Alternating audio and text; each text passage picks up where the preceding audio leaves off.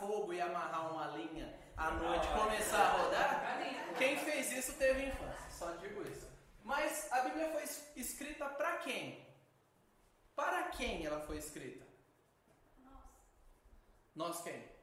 Seres humanos. A Bíblia foi escrita para os cristãos? A Bíblia foi escrita para os seres humanos? E aí?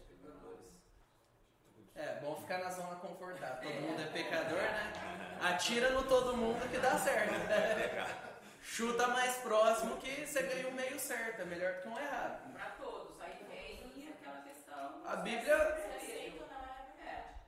Bíblia foi escrita para revelar Deus às pessoas que foram criadas à imagem e semelhança dele, os seres humanos. Cachorro não é Bíblia. Ele não está preocupado, ele nem precisa se arrepender. E cachorro não é seu filho também, tá? Dá um chilique na alma quando a gente vê gente falando: ai, meu bebê, é o filhinho da mãe. Ele não é seu filho. Irmãozinho, ainda tem gente que fala pro ser humaninho que o ser animalzinho é irmãozinho dele. Isso é complicado. Sim, isso é pecado. Isso é diminuição do propósito do ser humano e uma supervalorização do animal. A gente tem que maltratar o animal? Não, ame o animal. Eles são bênçãos. Eles são fofinhos mesmo. A gente gosta deles. Esse dia teve uma reportagem falando exatamente sobre isso. Não era cristão, de uma moça que foi mordida por um cachorro. Então, porque eles estavam limitando a questão da animosidade do próprio animal. Então, assim, brincando com isso. Ele é um pastor alemão, mas eu ponho a cara na boca dele. E um veterinário estava alertando isso. Essa valorização dos cachorros, principalmente. E quando Jesus diz: vocês valem mais do que passarinhos, ele estava querendo dizer: vocês realmente valem mais do que animais. Não os destrua. Deus vai te trazer juízo sobre isso se você for cruel com eles. Mas entenda, o valor da vida humana é extremamente superior. Entenda isso. E não poste: prefiro mais animais do que muita gente. Isso é uma vergonha se você é um cristão. É uma vergonha para você, é uma vergonha para Deus, é uma vergonha para nós que lemos também. A Bíblia foi escrita para que houvesse salvação. O que eu preciso para crer em algo? Em qualquer coisa. O que você precisa para crer? Fé. Beleza. O que mais? Ouvir falar. Fatos, argumentos. Preciso ouvir. Não dá para crer em algo totalmente... Né? Você crê no Corinthians? Eu vi que ele tá com o negócio do Corinthians, eu acredito. Mas você crê, você chega lá na China e fala em português. E aí, mano, você é da Fiel? O que adianta comunicar isso para um chinês? Nada! A não ser que você fale isso em chinês, em mandarim, né? Falar em chinês é feio, falar em mandarim. O ponto é, eu preciso de fatos, se eu sou alguém coerente. Eu preciso ouvir falar.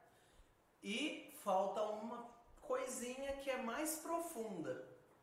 Para eu crer em algo, o que eu preciso? Compreender. Tem coisa que eu compreendo e ainda não acredito. O que eu preciso? Razão. Não, é mais profundo. Nós falamos sobre razão, mas o que está junto ali? Querer. Querer não é poder, mas querer determina muito do que eu acredito.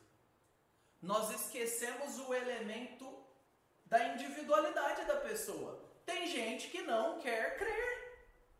Você pode, não faça isso, esfregar na cara dela os fatos, fazer uma apresentação totalmente detalhada de por que faz sentido parar de fumar, e o seu médico vai dizer: se você não parar de fumar, você vai morrer. Mas ele sai dali e fuma. Isso é coerente? Não. Não é uma questão de conteúdo só. É uma questão de desejo do nosso coração. Nós desejamos coisas. E aí, Mário, entra a questão de como realmente Deus entende como Ele nos criou. Ele nos criou com esse poder de decisão. Amar é uma decisão. Então, eu decidi crer em Deus e amá-lo, crer na Bíblia, no conteúdo da Bíblia, é a minha decisão.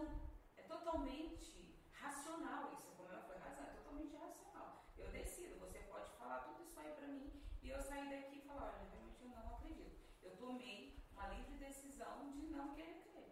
Gente, assim, abrindo um parênteses, Deus sabe que a palavra dele, a revelação dele para nós é justamente para nos fazer compreender o nosso pecado, a nossa pecaminosidade e a nossa necessidade dele na nossa vida por causa desse pecado, né?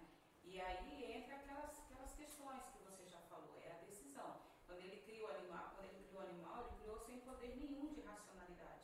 Ele nos criou com todo o poder da racionalidade. Sim. E daí o que a gente faz com isso, às vezes, a gente toma as decisões. Eu decido. E pronto. Eu só mudaria que eu tomei uma livre decisão porque ela não é livre. Porque se ela foi influenciada pelo Espírito Santo, ela não é livre. E se eu rejeitei a Deus, não é livre porque eu rejeitei por causa do meu pecado. Eu só tiraria a palavra livre daí. É uma decisão. Quando você muda isso... Quê? Essas questões de Não. Estou falando de Bíblia. Falando de influência do Espírito Santo aqui. Só crê quem o Espírito Santo toca para crer. Então não é livre. Eu tive uma influência... Hã? Até porque a fé é dom de Deus. Exatamente. E só resiste quem Deus continua deixando resistir. Então, eu só mudaria a parte do livre. Mas o fato de nós decidirmos é uma realidade. O que vem antes de nós decidirmos é importante. Mas o sentimento de decisão, de eu realmente criei e me dobrei a Jesus, é real. É uma decisão. E nós precisamos fazer isso racionalmente. Isso é extremamente importante. Nós não podemos ser levados a... eu creio na Bíblia porque desde pequeno tem lá em casa, eu aprendi assim. Negativo. Isso é uma crença pobre. Aí vem aquele... E isso é muito católico, isso que você fala, Deus não acha ruim da gente ter dúvida. Isso é muito católico, Idade Média. Para manter o poder, não deixe questionarem. A melhor maneira de vencer um indivíduo é dobrar não os joelhos e prender as mãos, mas é dobrar as mentes. É você fazer com que as pessoas não queiram questionar. E Jesus, ele nunca temeu o questionamento. Você já percebeu quantas vezes Jesus é questionado no Novo Testamento? Paulo e os apóstolos, eles não falam, não brinco mais, hein? Você não tem fé, então deixa, eu vou falar com o outro. Não, foi a rejeição, a explicação que fazia com que ele falasse. Então você rejeitou, você está ciente, saiba disso, o seu sangue está sobre a sua cabeça. É importante a gente lembrar, Jesus nunca deu chilique com perguntas e dúvidas. Ele se irritou com perguntas maldosas e tendenciosas. Beleza, o que a Bíblia contém? Lugares, datas, culturas, tem o suporte da arqueologia aqui. Se não destruírem tudo da idade do Oriente Médio, a gente continua achando coisas. A gente continua achando coisas simplesmente pelo fato de que está lá. Você já parou para pensar nisso? Você pode ir em Israel e naquelas regiões e existe. E você pode tocar em coisas da época de Cristo. Eu não garanto que a poeira é a mesma, mas você vai estar no mesmo local. Teve mudança? Lógico que teve mudança, óbvio. Mas é real. E se você puder, não como um muçulmano obrigado a ir a Meca, mas se você puder, vá lá. Se você não puder ir, quiser dar a passagem para alguém, dá a passagem para alguém lá, eu posso ser esse alguém. Tá tudo bem. Mas se você pode, vá lá. E vá comparando os textos bíblicos. Como é que era a subida, era a descida. Jesus andou tanto para chegar até o Monte das Oliveiras, andou tanto até o Gólgota, o que é. Isso vai te dar um senso de convicção de que é real a sua fé. Eu não fui, né? Mas tem Google Earth aí para isso. Mas quando você vive isso e descobre, é diferente. Você não fala assim, não, então, tem um cara lá na igreja, aí esse cara pode ser qualquer cara, né? Pastor, tal, professor, etc. Que disse, você não começa o seu assunto assim. Você fala, cara, ou moça, né? Dona, pessoa, indivíduo. Você tem que crer em Jesus. Essa é a única possibilidade de salvação. Não, porque eu vi que a Bíblia foi escrita por homens, não sei o que, tá, mas Deus ele não ia usar cavalos para falar comigo e com você. Agora ele tá, né, 2 seres humanos, é uma questão meio óbvia agora, você. Mas tirando isso, creia, você não vai falar eu ouvi dizer, você vai falar com convicção. Assim, quando você fala da sua esposa, você fala de alguém que conhece, ou do seu filho, eu conheço, pode ter 50, mas aí se eu for refinando e ouvindo o choro, vai pegar pelos cabelos é meio estranho, pega assim, você conhece, e o objetivo do cristianismo é esse, um relacionamento com Deus que faz com que você fale de algo que você conhece. Crê com os fatos e argumentos, mas é algo que você conhece, é mais do que conteúdo intelectual. E também nós temos historiadores sérios, ele cita Tácito, ele cita Plínio aí, a importância de você ter o livro, que eu não vou citar, e ele narra fatos verídicos. Eu só queria falar sobre os manuscritos do Mar Morto, que foi um achado e tal, acho que foi na década de 1946, 1956. Um pastorzinho, tal, moleque cuidando de cabra, eu acho lá, perde uma, procura a cabra, tinha várias cavernas quando a água subia, descia, tampava a caverna, voltava, submergia, etc. E aí ele parece joga uma pedra, ouve um barulho de crack, de cerâmica. Ó, algo de errado não está certo, deixe-me ver. E aí, ele encontra manuscritos em excelente estado. Se a gente considerar que faz 2000 anos. E pouco. E aí, isso de alguma forma chega, boca a boca, chega em pessoas interessadas. Vão ver manuscrito do quê? Da Bíblia. E aí nós temos conteúdo que data de 300 anos antes de Cristo. E a gente bate com a Bíblia hoje e o texto é quase exatamente igual. Tem realocações que a cultura foi fazendo, de de, com e por e tal. Menos de 5% de diferença, menos de 5% de variação.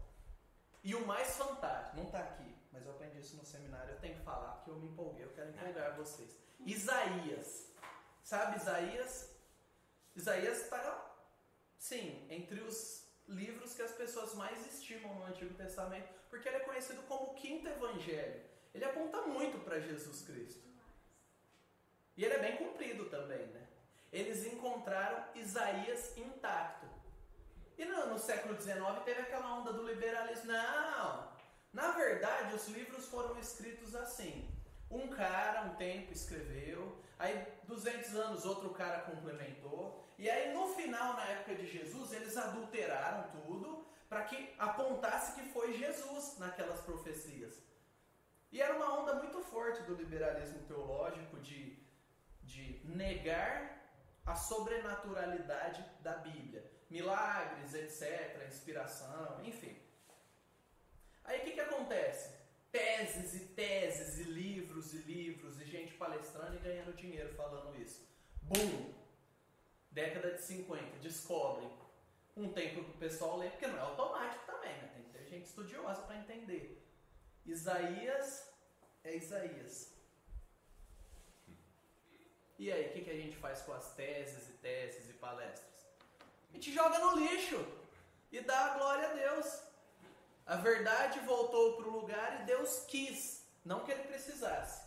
Ele quis dar argumentos que são indiscutíveis da credibilidade da Bíblia. Porque ele quis. Ele faz o que ele quer e ele quis fazer isso. Então, é base para a nossa fé. Eu não creio num livro escrito por monges obscuros no século I. Eu não creio em nada disso. Eu creio na revelação de Deus. Isso é um cristianismo sólido. Beleza? Agora eu vou problematizar. Por qual razão as pessoas não creem na Bíblia? Vamos lá? Pode ir. Pode ir. Incredulidade. Incredulidade. O que significa incredulidade? É porque não crer em incredulidade. É dúvida. Não. Elas não creem porque elas não creem. Crer é podre. Não. A resposta faz sentido pra gente. pessoas não creem na Bíblia? Porque não fala que foi escrito por homens. Tá, escrito por homens. O que mais? Vamos lá. Quem não falou, eu tô de olho, viu? Porque não leem. Opa! O óbvio. Quem me conhece. As pessoas me conhecem via de ré. Mas quem não me conhece ou quem conhece pouco vai aprender uma frase. Uma frase que molda a minha vida. O óbvio deve ser dito. Então, às vezes, fala, é muito óbvio, não vou falar porque esse não é a resposta da pergunta. Às vezes é, exatamente. E a gente perdeu essa capacidade de entender que o óbvio pode ser a resposta para as coisas. Então, o óbvio deve ser dito, porque não leem. Então, se é para problematizar, então vamos questionar aqueles que leem, estudam e ainda questionam. Então, quem lê e não crê? Mas é muito raro, porque... Não é? Existem pessoas que podem citar muitíssimo. Tem ateus, historiadores e tudo mais Que declama. E eles sabem grego. Você sabe grego? Eu também não sei, eu estou tentando aprender no seminário. E hebraico. E ele sabe as variações de escritas do hebraico clássico para o novo. Da escrita de Isaías para Ezequiel. E o que influenciou que a escrita dele fosse daquele jeito. E sabe para onde eles vão? E muitos já estão lá. Queimando no mármore do inferno. Para falar uma palavra mais clássica. Fogo do inferno. Eles não creem em Cristo. Eles sabem. Muitos não leem, é verdade. Mas tem gente que lê e não crê. Por quê? É errado falar porque o Espírito Santo não quis É errado? falar isso. É errado. É uma pergunta. Tá. É porque você afirmou, eu que perguntei. Quem faz as perguntas aqui sou eu. Quem concorda ou discorda? Ou, muito pelo contrário, vai ficar quieto? Eu acho que não é porque eu não oraria porque o Espírito Santo não quis, é porque nós ignoramos o que o Espírito Santo fala pra gente. Temos uma tensão aí. Eu não procuro chegar nesse lugar, mas a tensão chega sozinha. Mas vamos lá. Jesus. Que caminho que é o mais curto, né? Vamos lá. Não, primeiro, alguém tem algo a acrescentar? A subtrair não, mas acrescentar? Eu voltaria na resposta que a gente colocou ali, que é... A gente precisa desejar, precisa querer. Então, por que não crer? Tem gente que lê e não crê, e tem gente que não crê mesmo. Não deseja. Simplesmente não quer saber. Exato. Não quer nem ler, não quer crer, não quer ouvir. E aí de você, se você falar disso perto de mim, seu crente. Às vezes não é porque tem medo. Medo? As pessoas falam que não compreendem. A Bíblia é muito complicada, não entendo. Linguagem difícil. É difícil a linguagem. Isso é verdade. Não entendem. Cada um interpreta de uma maneira. Beleza. São motivos legítimos? Sim. São motivos. Agora, qual é a raiz? O que resume o que há por baixo, na camada mais funda. Vamos lá. Eu ia para Efésios, mas eu não vou para Efésios, porque talvez algumas pessoas sejam preconceituosas com Efésios. Eu vou para Coríntios. Então abre aí em Coríntios. Não, melhor, eu vou para João. Que as pessoas gostam de João. Vamos lá, João 10, todo mundo, rapidinho. Nós temos uma tarefa grande para o tempo que nós temos. Vamos lá, João 10, beleza? Todo mundo comigo? Abriu aí, ligou, conectou? Então eu vou ler e vocês vão seguindo aí. João 10 o quê? João 10, 1. 10, 1. Na verdade, João 10, 3. Que a gente vai descendo. 10, 3, hein? Vou ler na NAA. Para este, o porteiro abre, as ovelhas ouvem a sua voz, ele chama as suas próprias ovelhas pelo nome e as conduz para fora. Depois de levar para fora todas as que lhe pertencem, vai na frente delas e elas o seguem. Por quê? Mas de modo nenhum seguirão o... Pelo contrário, o que farão? Por quê? Jesus fez essa comparação, mas eles não compreenderam o sentido daquilo que ele falava. Então, quem lê e ouve, entende. Mas ele continuou. O que ele diz? No 7. Então Jesus disse mais uma vez: em verdade, lhes digo que eu sou a porta das ovelhas.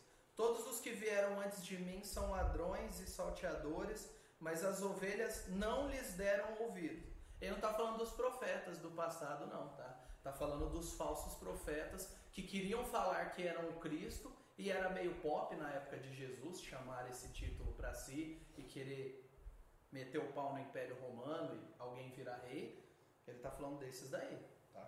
Só para ninguém entender errado. No 9, eu sou a porta. Se alguém entra por mim, será? Entrará, sairá e achará pastagem. O ladrão vem somente para roubar, matar e destruir. Eu vim para que tenham vida e a tenham em abundância. Esse o ladrão aqui que todo mundo corre para culpar Satanás, ele está falando dos falsos profetas, tá? Satanás guia os falsos profetas? Sim, mas num sentido mais, uma interpretação mais fiel.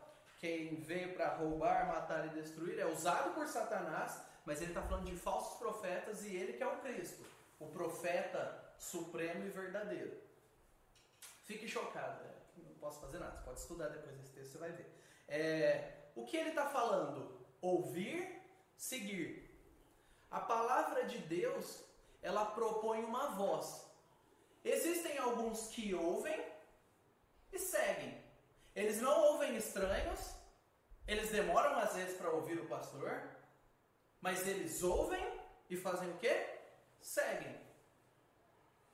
A questão é, e aqueles que não ouvem e não seguem? Eles não eram ovelhas. Pode chocar, pode doer, pode mexer com o seu emocional, mas o fato é, a salvação pertence ao Senhor, como diz lá em Jonas. E Jonas foi comido pelo peixe contra a vontade dele. A salvação pertence ao Senhor. Então, o que determina, antes de qualquer uma dessas coisas, e antes da minha vontade, ou disposição, indisposição, é o fato que ninguém naturalmente crê na Bíblia. O que nos assusta não deveria ser aqueles que não creem. O que nos assusta deveria ser aqueles que creem e que moldam a sua vida a partir disso pela força do Espírito Santo. A gente trata o cristianismo como algo corriqueiro, como jornal ser entregue todo domingo. Mas a gente está falando em crer em um Deus que criou tudo, invisível.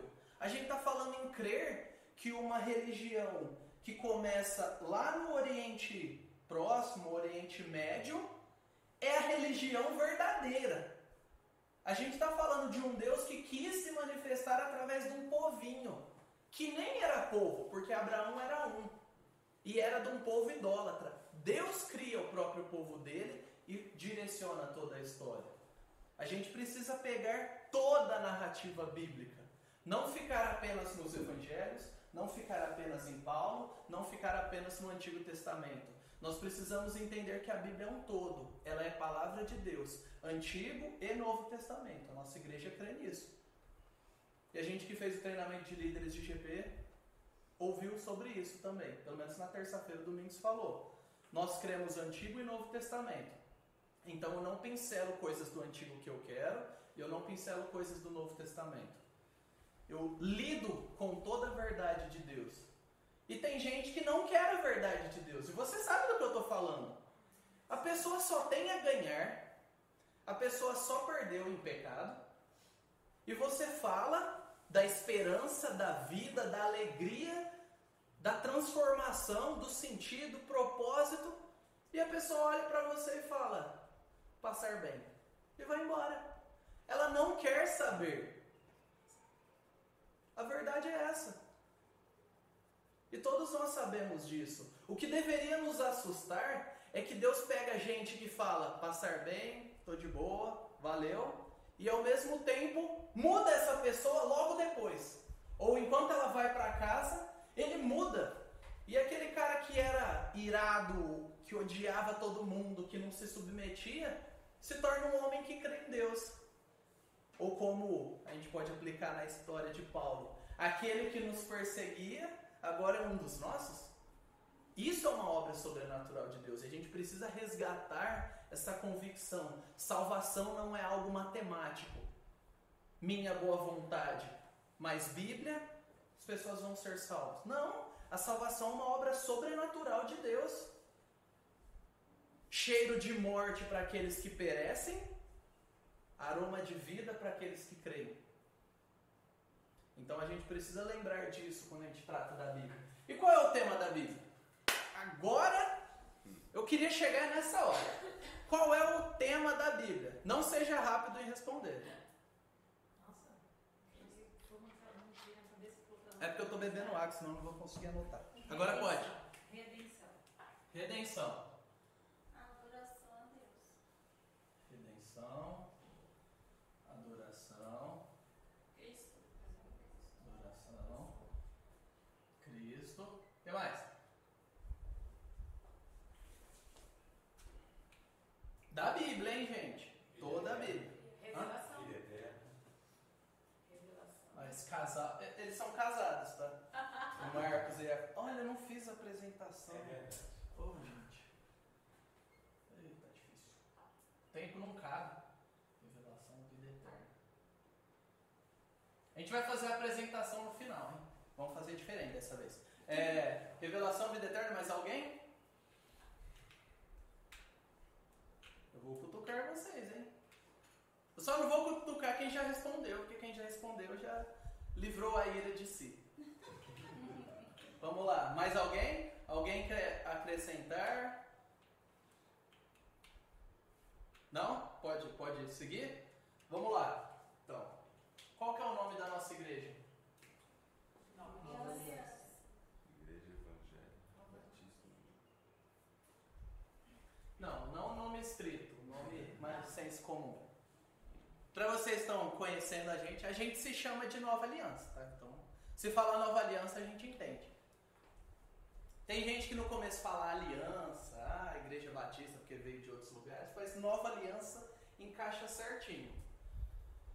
Por que é Nova Aliança? Existe uma velha? Existe uma velha aliança. Sim. Vou usar outra coisa para variar. Então existe a velha aliança. Certo? Então, eu proponho a minha interpretação. Você pode ter a sua, não estou dizendo que a sua está errada não, tá? Que às vezes quando alguém diz assim, eu acho o Corinthians mais legal. Ah, seu palhaço, não pode falar isso. Eu só estou falando que eu acho mais legal. Você pode achar o outro mais legal. Você pode não achar nada, enfim. Eu proponho que o tema da Bíblia é esse. Aliança de Deus com Adão, aliança de Deus com Abraão, aliança de Deus que é a mesma aliança, gradativamente mais revelada, até o ponto que chega à concretização. E aí nós temos a nova aliança plenamente clara, a aliança de Deus com o seu povo. Eu proponho, eu aprendi e eu gostei muito porque fez muito sentido para mim. Porque a aliança propõe tudo isso daqui. Ela abarca, ela é o que a gente chama de metanarrativa. Alguém sabe o que é metanarrativa? Alguém sabe? Alguém sabe? Uma meta?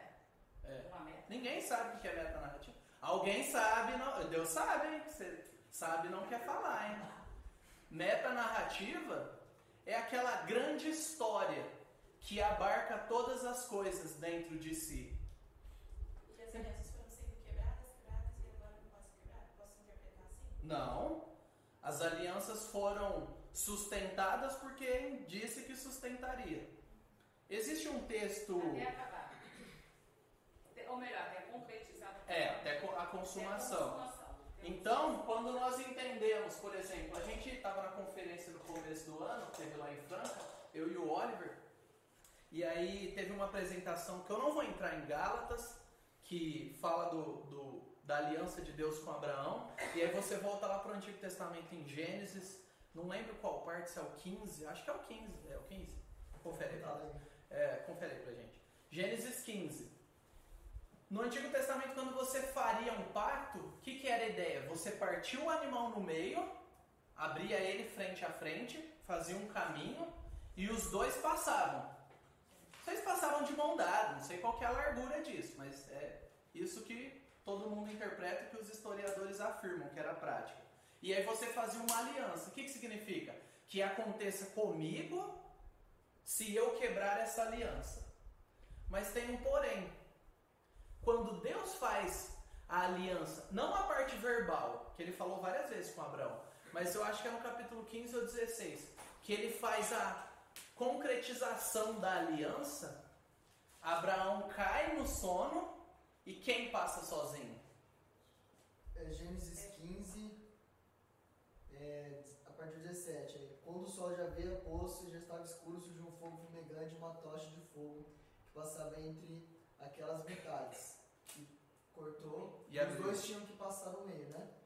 Mas aí Abraão adormeceu, aí então aí o Senhor disse, aí o Senhor fez aliança com Abraão dizendo, a tua descendência tenho dado essa terra, desde o rio do Egito até o rio Eufrates.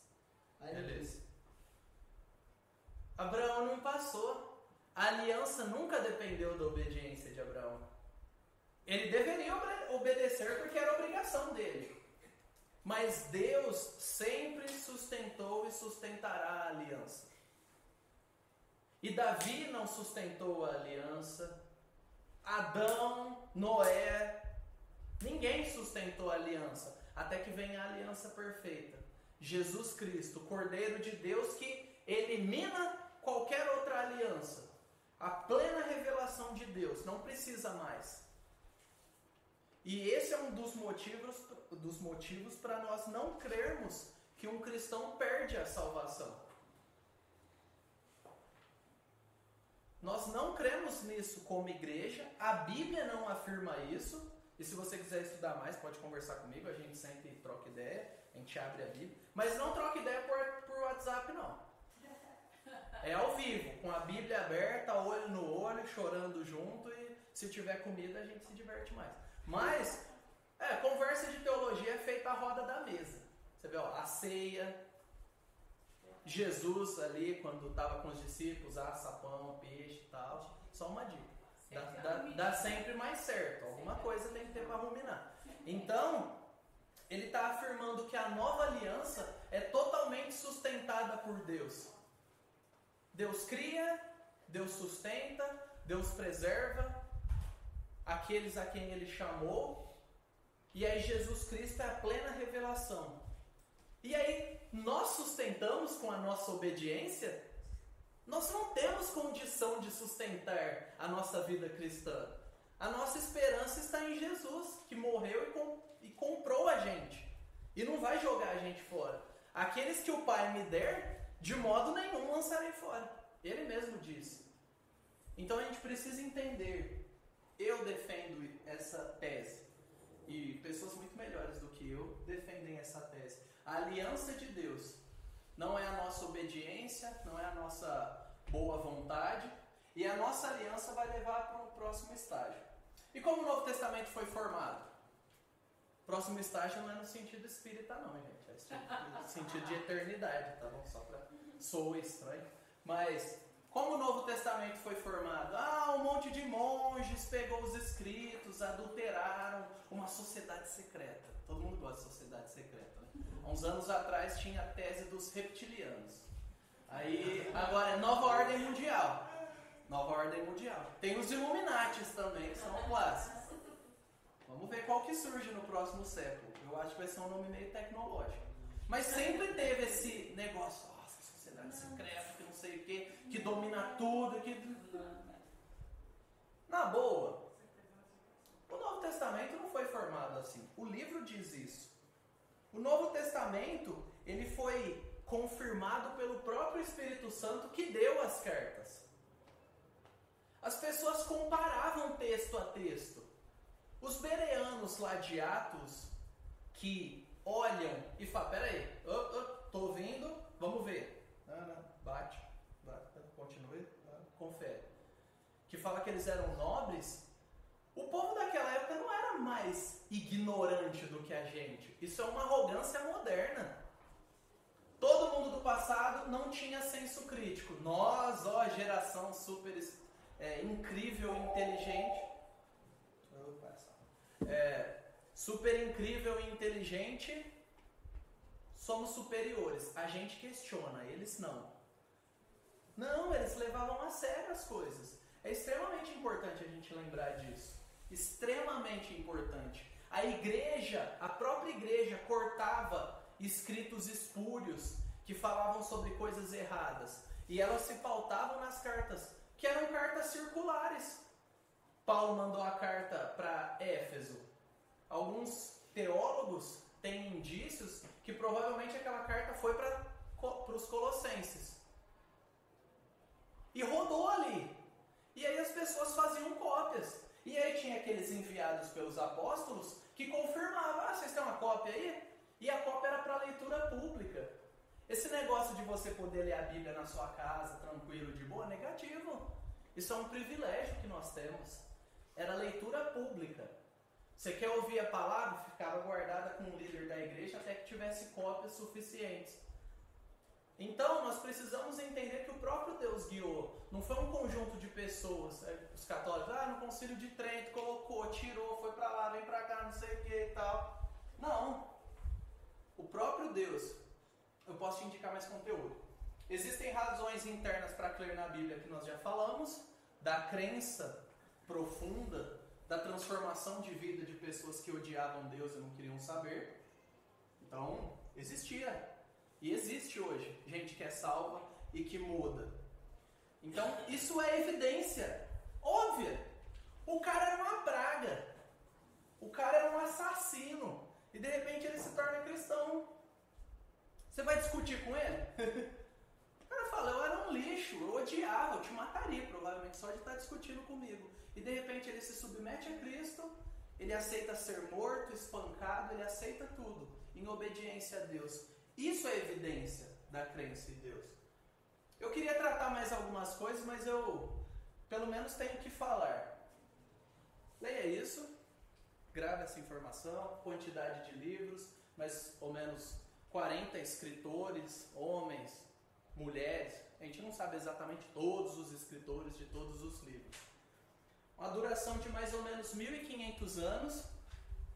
Aí a gente tem a divisão Antigo e Novo e tal, 39 livros no Antigo, 27 no Novo. Mas eu queria propor que você interpretasse a Bíblia através de uma compreensão, de uma lente interpretativa. Criação, queda, redenção e consumação.